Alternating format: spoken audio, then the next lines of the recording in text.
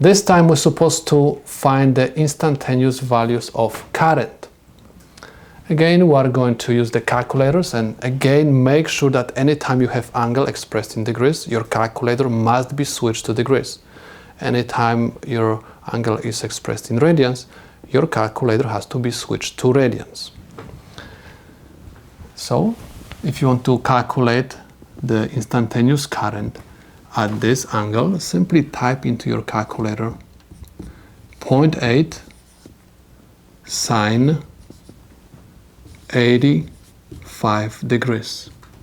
This is going to be equal 796.95 milliamps. Let's implement this wave. We have sine wave. The peak value is 0.8 amps.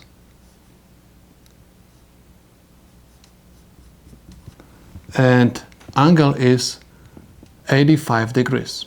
Remember, at peak we have 90 degrees. Peak is always at 90 degrees. And we have a little bit less than peak, which is 85. So my voltage is a little bit lower. That's why I get 796.85 milliamps somewhere over here. Let's take a look at this example. I have I equals and 5 sine 180 degrees is equal 0 amps. Let's take a look how it looks on the diagram.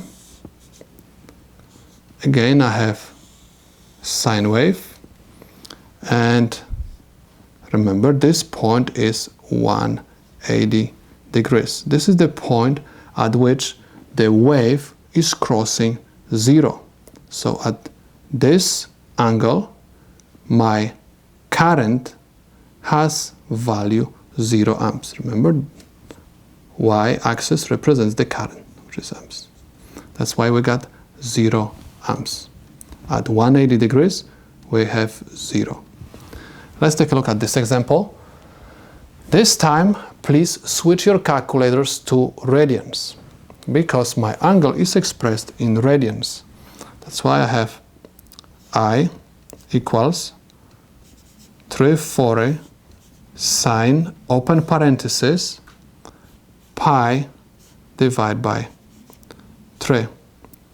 This is equal 294.44 amps. Let's draw the diagram, and I have again sine wave. Remember, half of it is pi, and I have to find pi over 3. That's why I have to divide pi into 3 pieces. So